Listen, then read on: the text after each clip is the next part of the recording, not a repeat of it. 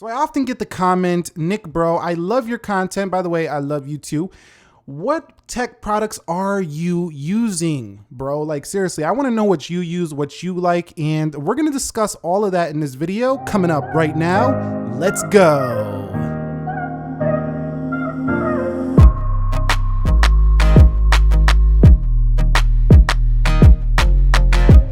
So what is up, guys? Nick here helping you to, wait a minute. We're talking about my everyday tech carry in this video, my everyday tech, the personal consumer items that I use. Now I have a whole lineup of professional gear that I use that has nothing to do with these consumer products. If you want to see that stuff, like how I make the YouTube videos, what I'm using to create up the audio sources, the cameras, that kind of stuff, let me know down below in the comments.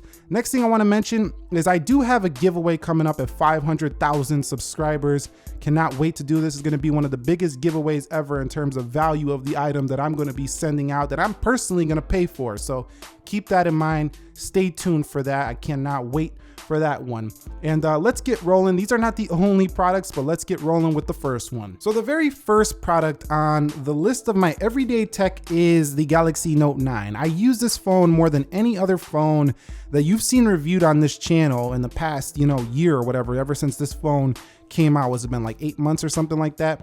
512 gigabytes. And also no obtrusions, no notch on this device. I haven't really found a big difference between the 845 and 855 in day-to-day use. This phone does not have lag. It has incredible cameras on the rear. Yes, they're not the best in Instagram, and they do have some haziness sometimes when doing Instagram video. But I gotta say that with the S Pen, even though I have access to the Galaxy S10 Plus, and I do use that quite a bit for reviews and when I need to get my triple camera game on, I just cannot get over the S Pen. It's so useful when I'm doing important items, and the Note 9 has held on for me as my most used phone that I have currently in the entire lineup of phones that you see. Does that mean I use it all the time? No, I don't use it every single day, but I would say about 70% of the time my SIM card is in the Note 9. Now I do gotta say, with this product, it hasn't been perfect. I did have burn-in on the screen. I had to get it replaced by Samsung free of charge, under warranty still. And this is the case that I use most often with it for rugged protection. I'll leave a link to this case down below in the description area if you want to pick up one for yourself. It's a Galaxy Note 9 official case that has a kickstand on the rear, so I can watch movies and stuff like that on one of the best screens in the business for doing so. So really have loved this case. My next most used phone in the lineup, and this one is the iPhone XS Max. Of course, it's the most premium iPhone you could buy currently in Apple stores. And while the vast majority of people do prefer the iPhone XR for its price point, I still prefer the XS Max because it's just more premium feeling. The screen is way better than the iPhone XR, and it's just larger, so it gives me more screen real estate. This is all of it. This is the most luxurious iPhone you could buy right now, and I love using this thing. It feels like $1 million in your hand every day. There's not much else we need to explain. We know it's got a dual camera with great 4K 60 video. We know it's fast, smooth, 120 hertz sample rate, not refresh rate. This is the case I've been using most often.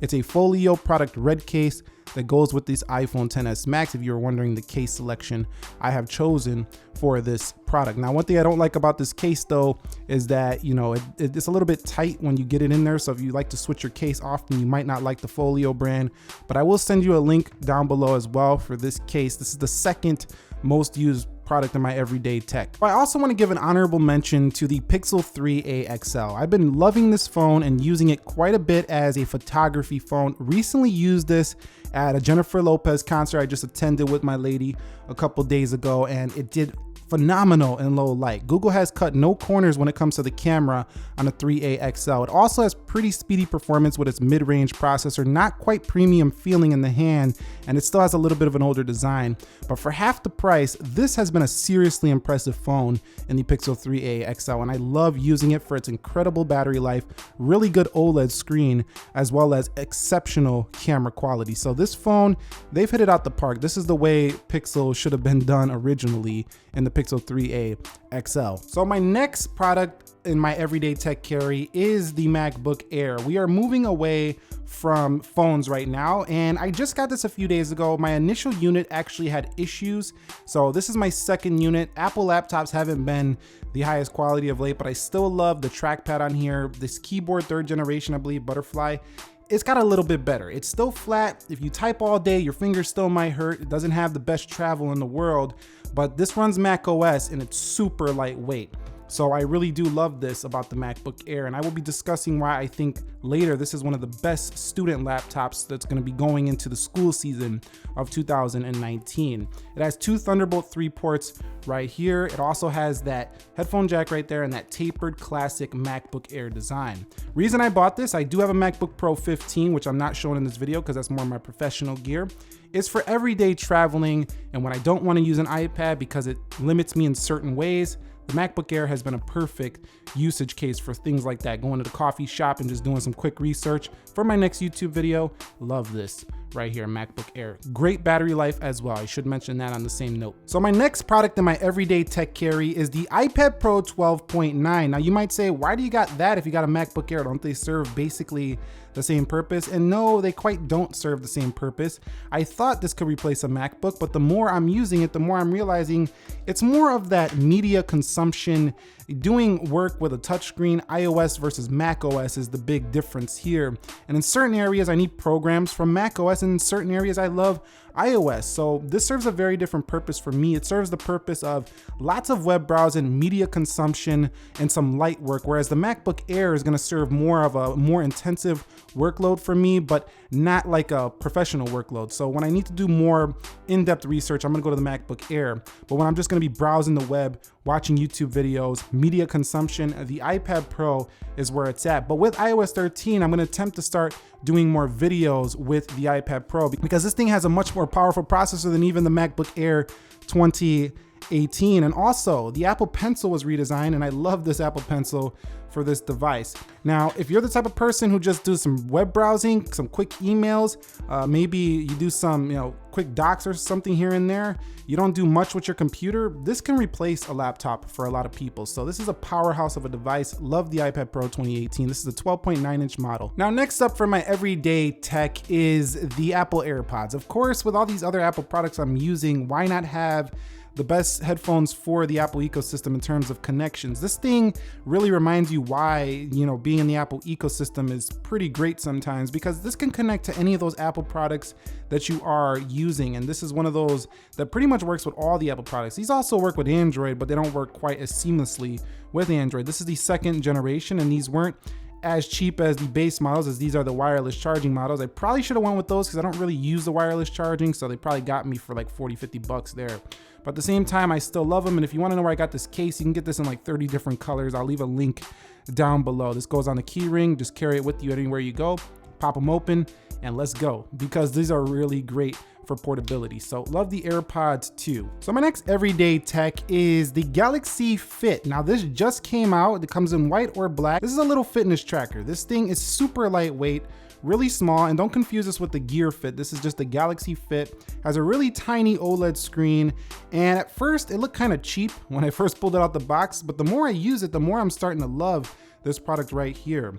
It does have many of the features you'll get with a Galaxy Watch, but it's more like a fitness tracker. So it's more about that exercise stuff, the weather, the heartbeat, track your water, your sleep, your steps, and the clock. You can change it in the Samsung app, but I often like to keep the Apple Watch as well as a Samsung type watch with me because I use Samsung and Apple. I also like how this fits next to my wristbands. It just looks kind of like a wristband. It's really thin, and that should give you a little idea of the size. It's almost the size of one of these wristbands right here. If you want to know where I got these wristbands, I'll leave a link to those as well down below. But really, this has been great. 99 bucks for this thing. So it's not the cheapest fitness tracker out there. I think Xiaomi's got one even cheaper, but this is pretty great if you use Samsung devices, and it's not, at 99 bucks is a pretty good value. So I'll leave a link to this guy down below. Excellent battery life. I'm getting 5 to 7 days of battery life on this thing. And of course, with that little OLED screen, that should be expected. But if you track more, you're probably looking more to 3 to 4 days on this guy. So overall, I've been using this quite a bit every day as it's a great little fitness tracker. Next in my everyday tech carry is the Apple Watch Series 4, and this product has been a lot better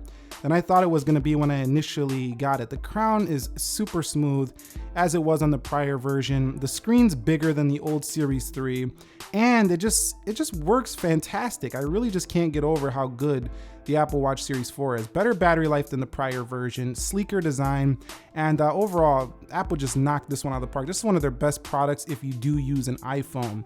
Now, I got the Nike band. This is the official Nike band from Apple. It comes with the base model Nike watch.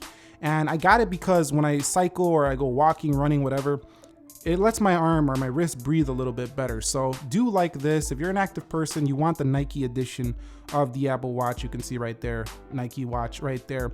Overall, I just think that the Apple Watch has been one of the most impressive Apple products in the prior year, and one that there's not really a lot of complaints. If you look at the reviews, people have loved the Apple Watch Series 4, and it's only gonna get better with the next edition rumored to bring a camera to the Apple Watch. So thumbs up, this is definitely my everyday tech carry, especially the days I'm using my Apple iPhone. So my next tech product for everyday carry is the iPad Mini 5 with pencil support, first generation. Now you might be saying, Nick, you got an iPad Pro. I do not understand. What the heck are you using an iPad Mini for? You got a 10s Max. It's almost no, it's actually not the way the aspect ratio is. It's very different from an iPhone 10s Max. The reason I have this is for reading books, reading articles in a lightweight fashion. The iPad Pro operates more as a little, productivity iOS workstation kind of thingy. This thing right here in the iPad Mini is like the perfect little small tablet for reading in bed at night.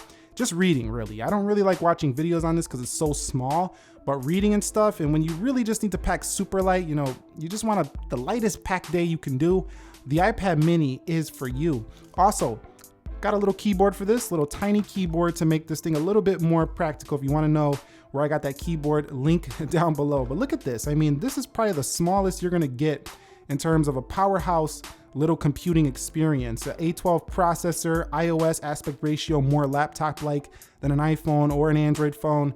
Look at this right here. This is great. So definitely have this in my lineup. So the final product in my everyday tech carry is the Sony MDR 1000X headphones. Now these are some of the best noise canceling headphones money can buy. I think they are the best at the consumer level anyway, maybe at any level, because these just have so much improved headphone noise cancellation over the first edition, which already was great, and the second edition. Now, the first edition did have an issue with the headbands cracking. It's all over the internet. Mine also cracked as well. So if you're looking for a discount, at least go with the M2s. But the M3s are the best noise canceling headphones I think money can buy. I've tried the QC35-2s, if you're gonna wonder. I know somebody's gonna ask that question. How are they compared to the Bose? They are better than those. I had those, returned those, got these. Better battery life, better noise canceling, and just as comfortable, well, maybe not quite, almost as comfortable as those. They made this headband softer than before.